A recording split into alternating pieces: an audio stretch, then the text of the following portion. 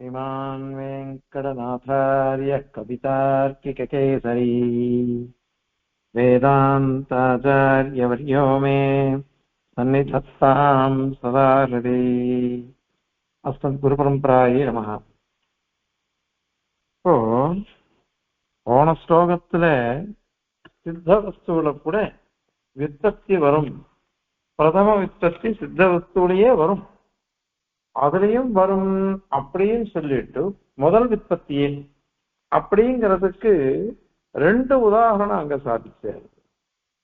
ஒண்ணு என்ன சாதிச்ச, ஒருத்தனுக்கு ஜாட தெரியும், அந்த ஜாட காமிச்சு அதாவது அபிநயம் பண்ணி ஒருத்தனுக்கு குழந்தை பிறந்துருத்து, அதை போய் நீ சொல்லு ஏதோ ஒண்ணு சொல்லி அனுப்புறான். இன்னொருத்தனுக்கு அந்த முதல்ல சொன்னவன் ஜாட காமிச்சான், அத அவனும் பாத்துக்கிறான் யாரு சேவகனும். அத மாதிரி இன்னொருத்தருக்கு ஜாட தெரியும், ஆனால் அந்த சப்தத்துக்கு எல்லாம் அர்த்தம் தெரியாதுதான். அவன் என்ன பண்றான்னா இத பார்த்துன்னு அவன் பின்னாடியே போறான், ஜாட புரிஞ்சுடுத்து அந்த சப்தத்தை சொல்றான், உனக்கு குழந்தை பிறந்திருக்கு அப்படின்னு சொன்னான்னாக்க அதை பார்த்த உடனே இந்த அபிநயம் அவன் பண்ணினான், அதுவும் இவன் சொன்ன சப்தமும் ஒரே விஷயத்த சொல்றது அப்படியே புரிஞ்சுக்கிறான். அதனால இது சித்த வித்தத்தி தான், இங்க காரியமே இல்லை. இது சித்த வித்தத்தி, சித்த வஸ்துல தான் வித்தத்தி வருது அப்படின்றது இது ஒரு உதாரணம் காமிச்சார். இன்னொன்னு பெரியவா என்ன பண்றான்னாக்க ஒரு குழந்தைக்கு காமிச்சு கொடுக்குறா, விரலை வச்சு காமிக்கிறா, விரலிட்டு இது மாதிரி இது அம்மா தெரியாது. அதுக்கப்புறம் கொஞ்ச நாள் கழிச்சு அந்த குறிப்பிட்டு சொல்ல வேண்டாம், அப்பா அம்மான்னு ஏதாவது சொன்னாலே அந்த குழந்தைக்கு ஞாபகம் வந்துடுறது, அதனால அது தெரிஞ்சுடுறது. இது சித்த வித்தத்தி தான். இது இங்க காரியம் கிடையாது, இது அம்மா இது அப்பா அப்படின்னு ஒருத்தர் சொல்லி கொடுத்தாருனாக்கா அப்போ காரிய வித்தத்தி இல்லையே, சித்த வித்தத்தி அப்படின்னு தானே இருக்கு. அதனால இந்த ரெண்டு விதமாக உதாரணத்தை சொல்லி சித்த வஸ்துக்கள்ல கூட விற்பத்தி வரும் அப்படின்னு சாதிச்சார். இப்ப இந்த ஸ்லோகத்துல இதுவும் சித்த விற்பத்தி, சித்த வஸ்துல விற்பத்தி வரும் அப்படின்றதுக்கு இன்னொரு உதாரணம் சொல்றார். இப்போ என்ன பண்றான், ஒரு ஆள் இன்னொரு ஆள்கிட்ட சொல்றான், நீ சைத்திரன் கிட்ட போய் இது மாதிரி உனக்கு புள்ள பிறந்திருக்குது, குழந்தை பிறந்திருக்குது அப்படின்னு சொல்லு அப்படின்றான். அவன் அத பக்கத்துல இருக்கிறவன் கேட்கறான். சைத்திரன், மைத்ரன், ஜெய்த்ரன் அப்படின்னு 3 பேர் இருக்கா. இந்த 3 பேர்ல சைத்திரன் மைத்ரன் கிட்ட சொல்றான், மைத்ர நீ போய் சொல்லு, போய் மைத்திரன் கிட்ட போய் சொல்லு அப்படின்னு சைத்திரன் கிட்ட ஒருத்தன் சொல்றான். மைத்திரன் கிட்ட போய் அவன் சொல்றான். ஜெய்த்ரன் ஒருத்தன் இருக்கான், அவன் என்ன பண்றான்னாக்க காதல வாங்கிட்டு வர்றான். விஷயம் தெரியும், இந்த மாதிரி மைத்திரனுக்கு குழந்தை பிறந்திருக்குது அப்படின்னு அவனுக்கு விஷயம் தெரியும். ஒருத்தனுக்கு சப்தமும் தெரியும், விஷயமும் தெரியும்.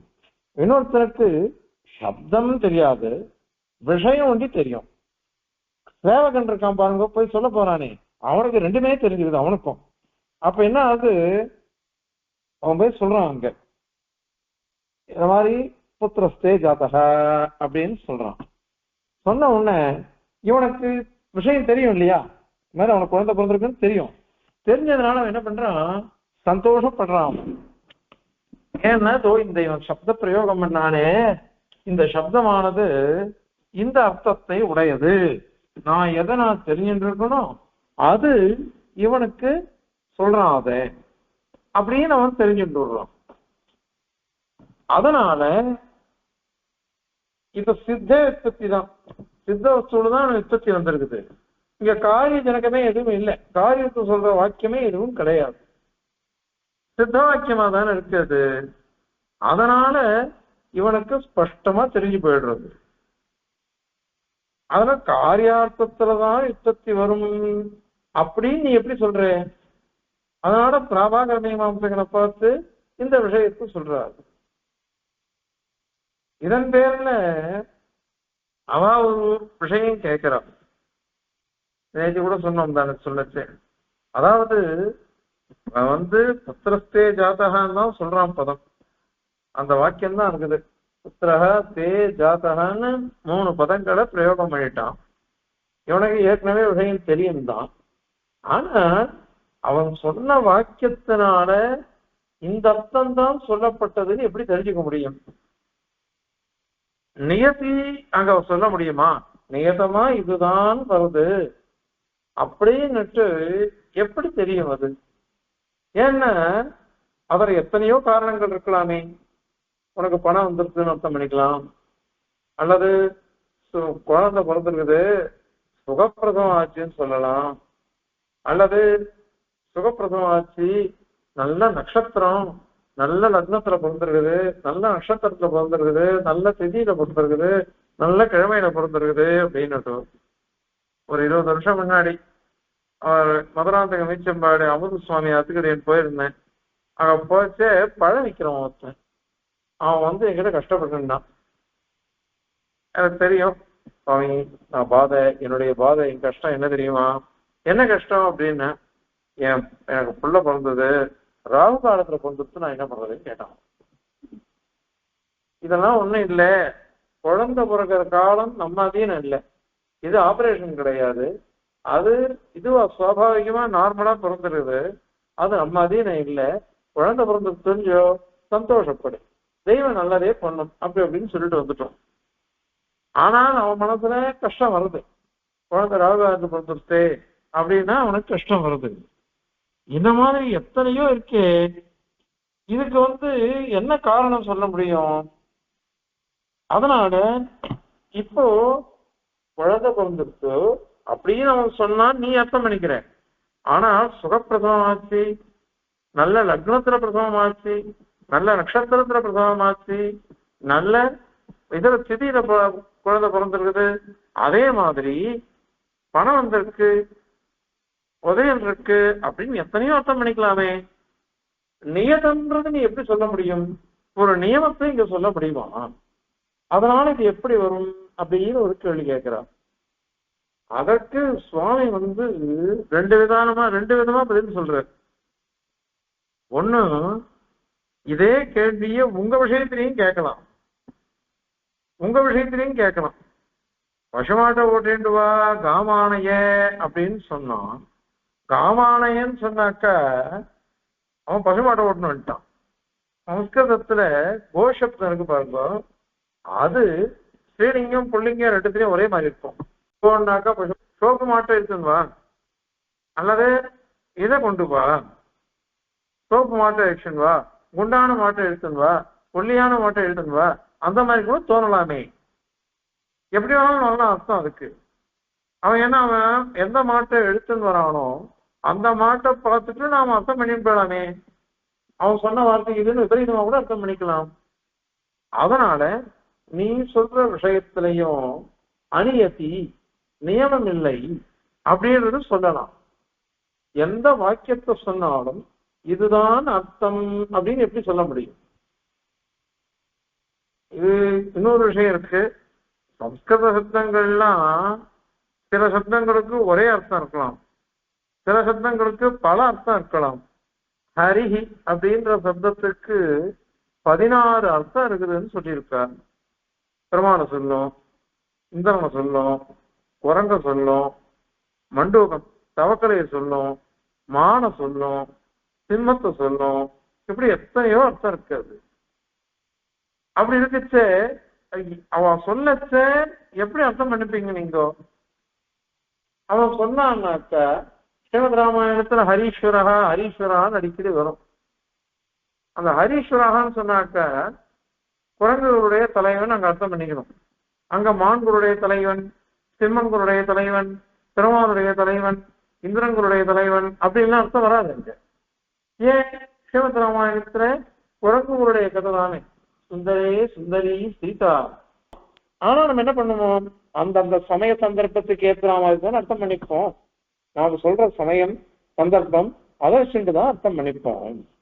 இது நான் சொல்லல, இப்ப சுவாமி சாதிக்கிறேன். இங்க எந்த வார்த்தை சொன்னாலும் அந்த வார்த்தையினால வரக்கூடிய பொருள் என்னது, என்ன பொருள் அப்படின்னு கேட்டாக்க அந்த சன்னிதானம் பக்கத்துல இருக்கக்கூடிய சந்தர்ப்பங்களை வச்சுட்டுதான் சொல்லணும். அது இத கொத்திமங்கலம் சுவாமி அண்மைய பிதரேகங்களால அறிந்து கொள்ள வேண்டும் அப்படின்னு சாதிக்கிறார்.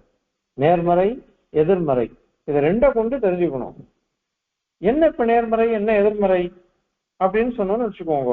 இப்போ பொதுவா சைத்தனுடைய ஆண்டியா அந்தரவத்னியா இருக்கா, கர்ப்பிணியா இருக்கா. அவ கர்ப்பவதியா இருக்கிறதுனால அவளுக்கு குழந்தை பிறக்க போற ஆசன்ன பிரசவா, குழந்தை பிறக்க போற காலம் வந்திருக்குது. அது எல்லாருக்கும் தெரிஞ்சது.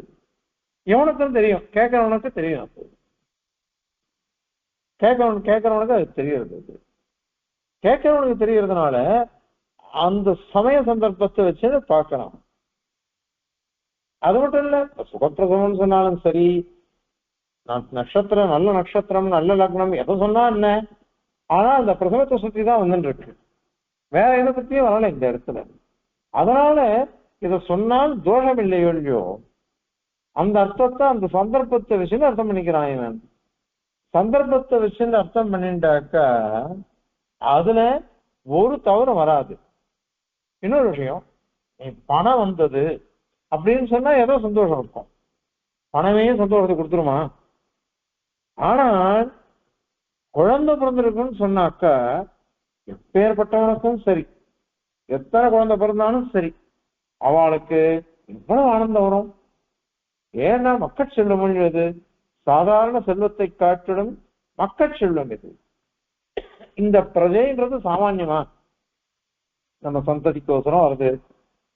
அது பிள்ளையோ பொண்ணோ ஏதோ ஒரு குழந்தைன்னு பிறக்கிறது. பிறந்தா அது இப்ப கூட யாரையோ பார்த்து ஆசீர்வாதம் பண்ணிட்டு வந்தேன். சரிச்சா பிள்ளை பெத்தன் இருக்க, ஒரு பொண்ணும் பெத்தன்றுமா அப்படின்னு சொல்லிட்டு, ஏன் பொண்ணு இல்லாதான் ஆமா. அது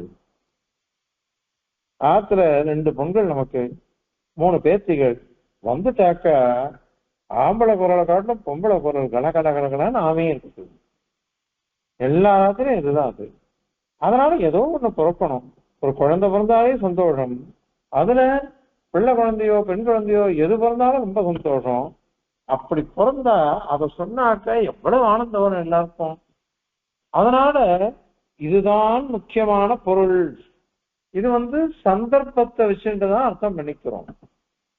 சந்தர்ப்பத்தை வச்சுன்னு அர்த்தம் பண்ணிக்கிறதுனால இந்த இடத்துல அநியதி அப்படின்னு சொல்ல முடியாது, நியதமாகத்தான் இருக்கும்.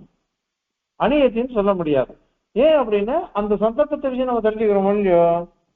அதனால ஆக ஒரு வார்த்தையே ஒருத்தன் சொல்றான், அந்த ஒரு வாக்கியம், அந்த வாக்கியத்தை கேட்கிறவன் இன்னொருத்தங்கிட்ட போய் அதை சொல்லணும்.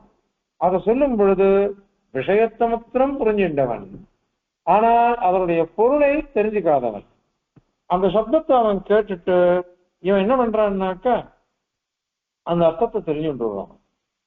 அதுக்கும் காரணம் சந்தர்ப்ப சூழ்நிலைகள் ஒன்றிதான். அது சந்தர்ப்ப சூழ்நிலைகள் இல்லைன்னாக்கா இந்த மாதிரி அர்த்தமே வராது. அத மாதிரி இது சரி. இந்த மாதிரி நியமனம் நியதி நியமத்தை சொல்றதுன்றது வருமா?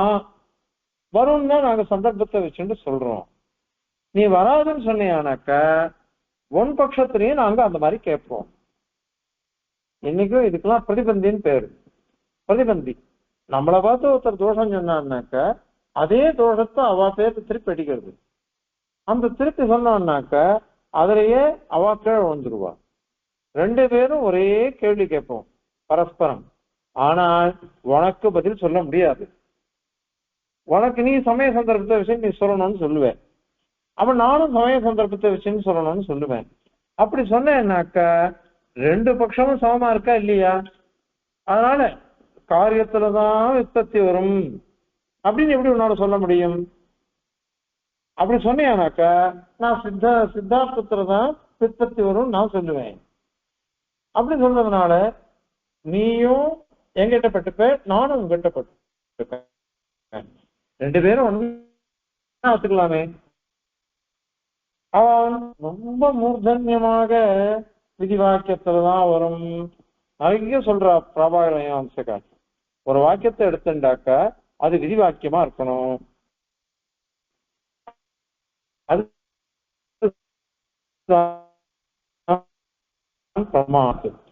வத குறியாத் இத மாதிரி விதிபதமா இருக்கணும்,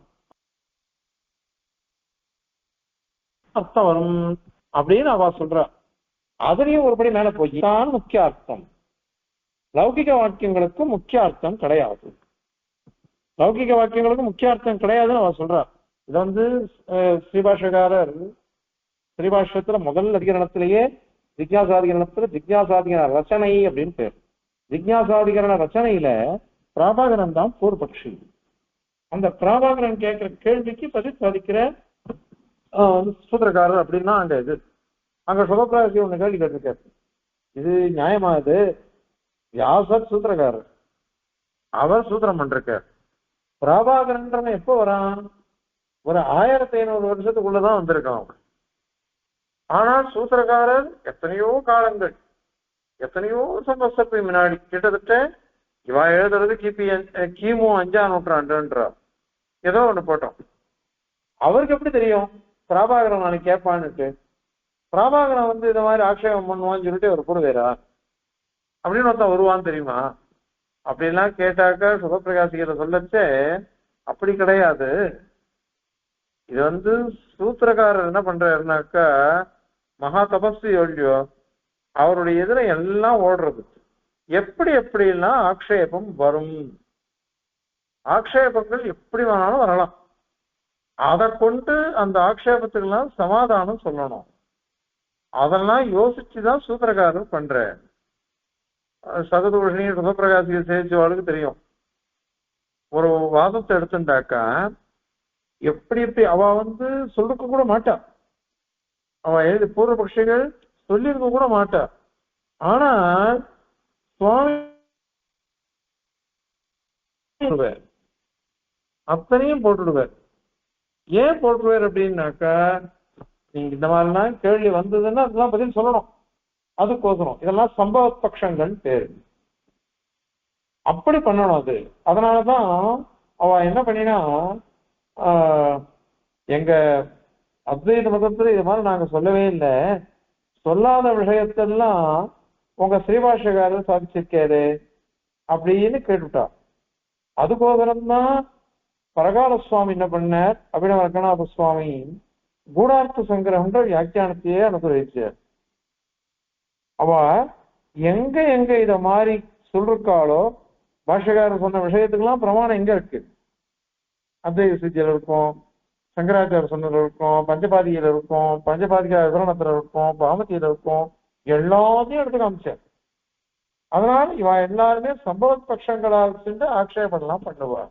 அதனால சூத்திரக்காரர் என்ன பண்றாருனாக்க, பிராபாகர பட்சத்துல வரலாம், பிராபாகரன் பேர் வராட்டா கூட இந்த மாதிரி ஆக்ஷேபம் வரும். அதனால ஸ்ரீபாஷ்யத்துல பாருங்க, சில இடத்துல மீமாம்சகன், நையாயிகன், சாங்கியன், பௌத்தன், ஜெயினன், சைவன் இவெல்லாம் வருவார். சில இடத்துல என்னன்னாக்கா பேர் கிடையாது, இந்த மதத்தால் கேட்கிறா அப்படின்றது பேர் கிடையாது.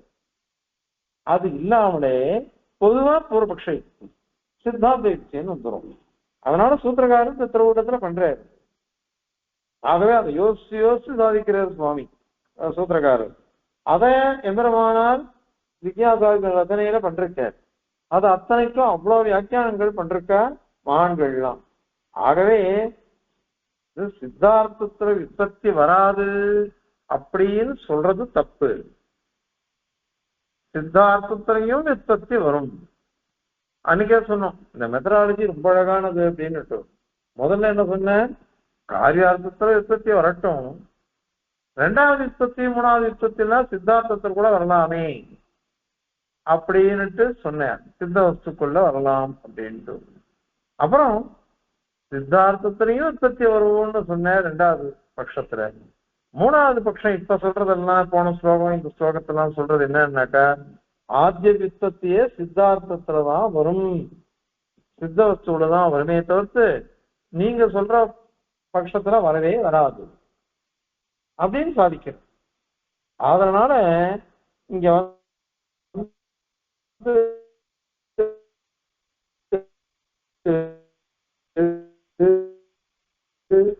மூணாவது உதாரணம், இந்த மூணாவது உதாரணத்தை இந்த ஸ்லோகத்தை சேர்த்து தெரிஞ்சுக்கலாம்.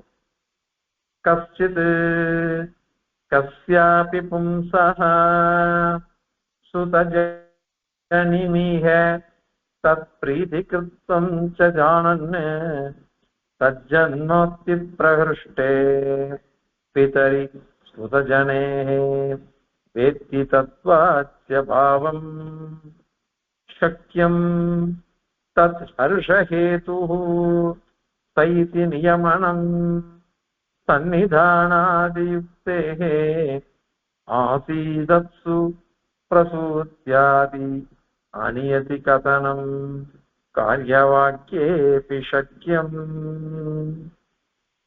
இது எல்லாருக்கும் தெரிஞ்ச பிரசித்தமான யுக்தி கிரகணம். அந்த பிரகாரத்தை இங்க சாதிக்கிறார். கஸ்யாபி பும்சஹ, ஒரு புருஷன், அவனுக்கு சுதஜனி, சுதன் அப்படின்னா புத்திரன், குழந்தை பிறந்திருக்குது, புத்திரனுடைய பிறப்பு, அத தத் பிரீதி கிருத்தம், இந்த மாதிரி அவனுக்கு குழந்தை பிறந்திருக்குன்னு கேட்டாலே ஆனந்தம், வம்சவருத்தி, பிள்ளை பிறந்திருக்கான், சந்ததி வருது அப்படின்னு கேட்டா இன்னும் ரொம்ப சந்தோஷம். அதனால தத் பிரீதி கிருத்தம், அவனுக்கு அது பிரீதிய பண்ணும் அப்படின்னுட்டு ஜானன்னு தெரிஞ்சுக்கிறான் ஒருத்தன். தெரிஞ்சுட்டு ஈக பிதரி, இங்கு அந்த குழந்தையினுடைய தகப்பனாரிடத்தில், அந்த பிள்ளையினுடைய அப்பா கிட்ட, தத் ஜன்மோக்கி பிரகிருஷ்டே சதி, இந்த மாதிரி குழந்தை பிறந்திருக்குது அப்படின்னுட்டு அதை சொன்னோம்னாக்கா அவனுக்கு ஹர்ஷம் பிரஹர்ஷம், ரொம்ப சந்தோஷம், ரொம்ப சந்தோஷம் உண்டாருது. அது உண்டாச்சுன்னாக்கா சுதஜனேகே, இந்த மாதிரி குழந்தை பிறந்திருக்குது, புத்திரோத்பத்தி அப்படின்றது தத் வாச்சிய பாவம், அதனுடைய பொருள். இந்த புத்திரஸ்தே ஜாதக அப்படின்னு சொன்ன வாக்கியத்துக்கு வாச்சிய பாவம், இது வாச்சியம், இதுதான் அர்த்தம், பொருள் அப்படின்னுட்டு வேத்தி அறிந்து கொள்கிறான். அதனால சைத்திரன் புத்திரனுடைய, சைத்திரனுக்கு பிள்ளை பிறந்திருக்குதுன்னு தெரிஞ்சு விட்டுட்டான் மைத்திரன். அந்த மைத்திரன் வந்து என்ன பண்றான், இந்த வர்த்தாந்தத்தை சைத்திரனுக்கு, இந்த வர்த்தாந்தத்தை தெரிஞ்சுட்டா சைத்திரனுக்கு சந்தோஷம் வரும் அப்படின்னு தெரிஞ்சுட்டு சைத்திரனை பார்த்து சொல்றான், சைத்திரனே உனக்கு பிள்ளை பிறந்திருக்குது, சைத்திர தே புத்திரோ ஜாதகா அப்படின்னு சொல்றான். அதனால அவனுக்கு ரொம்ப சந்தோஷம், கண்ணெல்லாம் ஆனந்த பாஷ்பம் அப்படி வருது. இன்னொருத்தன் சைத்திரன்றவன் அதை பார்த்துட்டு இந்த வாக்கியம் இருக்குதே இதுதான் இவனுக்கு சந்தோஷ காரணம் அப்படின்னு தெரிஞ்சுட்டு வருவான். தெரிஞ்சிருந்த உடனே அவனுக்கு முதல் விஷயமே தெரியும், குழந்தை பிறந்திருக்குன்னு தெரியும். ஆனா இதை அவன் சொன்ன உடனே அவ்வளவு ஆனந்தம் வருது அவனுக்கு. தெரிஞ்சுட்டு இருக்கான், விஷயத்தை தான் தெரிஞ்சுட்டான், ஆனால் அந்த சப்தத்தினுடைய பொருளை தெரிந்து கொள்ளவில்லை. இப்போ இத விஷயத்தையும் தெரிஞ்சுட்டு அவன் சொன்ன உடனே இவன் மனதுல ஆனந்தம் உண்டாகிறது சைத்திரனுக்கு. அதை பார்த்த உடனே இவன் அதை தீர்மானம் பண்ணிக்கிறான். அதனால இது வந்து காரியத்துலதான் அர்த்தம் வரும் அப்படின்னு என்னால சொல்ல முடியாது, நியமனம் பண்ண முடியாது. சரி, இது இவ்வளவு தூரம் நீ சொல்ற, நாங்க என்ன சொல்றோம், இத வந்து வேற மாதிரி சொல்றோமே, வேற மாதிரி சொல்றோம். என்ன வேற மாதிரி சொல்றோம்னா, முன்னாடி சொன்ன மாதிரி இந்த சந்தோஷத்துக்கு ஹேத்துன்றது குழந்தை பிறந்ததுதான் அப்படின்னு எப்படி நீ சொல்ல முடியும்? சக இந்த புத்திரோத்பத்தி வர்த்தாந்தம் தான் காரணம் அப்படின்னு நியமனம் எப்படி பண்ண முடியும், வியவஸ்தை பண்ண முடியும் அப்படின்னு கேட்டா, சன்னிதானாதி யுக்தே, சன்னிதானம் சந்தர்ப்பங்கள், சமய சந்தர்ப்பங்கள்லாம் வச்சு சொல்லணும். அது வரையும் சந்தோஷம் இல்லை. இவன் சொன்ன உடனே தான் மனசு சந்தோஷம். அதனால அப்படி ஒரு ஆனந்தம் கண்ணிலையும் தெரியறது, முகம் அப்படி விகசிக்கிறது, வாய் அவ்வளவு சந்தோஷமா சிரிக்கிறது. அது இதை முன்னாடி இருக்கிற சந்தர்ப்பங்கள்லாம் அவன் தெரிஞ்சுட்டு இருக்கான். அதனால சன்னிதானாதித்தே சக்கியம் இல்லையே. பொதுவா சந்தோஷத்துக்கு ஹேத்துக்கள் எவ்வளவோ இருக்கலாமே, அதை விட இது ஒண்ணு இருக்கலாமே. இது இந்த புத்திரோத்பத்தி தான் அதுக்கு ஹேது அப்படின்றது எப்படி சொல்ல முடியும் அப்படின்னு சொன்னாக்கா, அதுக்கு சொல்ற ஆபீதத்சு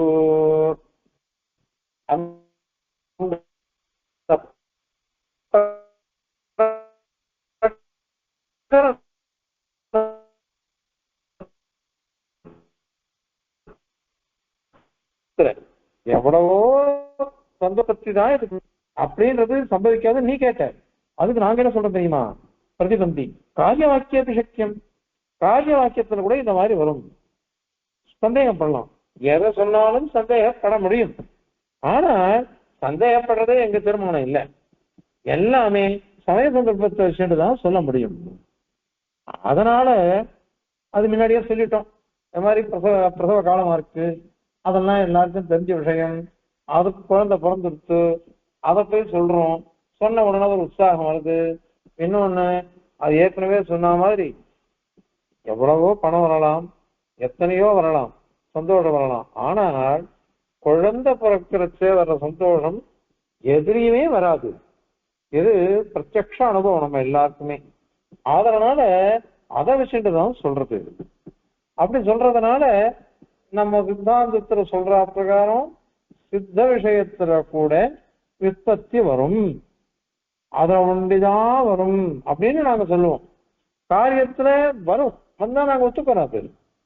ஆனால் அதுக்கு முன்னாடியே சித்த வஸ்துக்கள்லாம் தெரிஞ்சுட்டுதான் காரிய விஷயத்துல அவன் பிரவர்த்திக்கிறான் அப்படின்னு நாங்க சொல்றோம். அதனால பிராபாகரன் சொல்றது ஒருதலை பட்சமா இருக்கும், அதை ஏத்துக்க கூடாது. சித்த வஸ்துக்கள் கூட அர்த்தம் வரும் அப்படிங்கறத இந்த ஸ்லோகத்தினால சாதிக்கிறார். ஸ்லோகத்தை பார்க்கலாம். கஷ்டித் கஸ்யாபி பும்சஹ சுதஜனிமிஹ தத் பிரீதி கிருத்வம் ச ஜானன் தஜ்ஜன்மோக்தி பிரஹிருஷ்டே பிதரி சுதஜனே வேத்தி தத்வாஸ்ய பாவம் சக்யம் தத்தர்ஷஹேதுः சயிதி நியமனம் சந்நிதானாதியுக்தேः ஆசீதத்சு பிரசூத்யாதி அநியதி கதனம் காரியவாக்யேபி சக்யம். கவிதாக்கியசிம்ஹாய கல்யாண குணசாலினே ஸ்ரீமதே வெங்கடேஷாய வேதாந்த குரவே நமः. अस्मद्गुरुपरम्परायै नमः.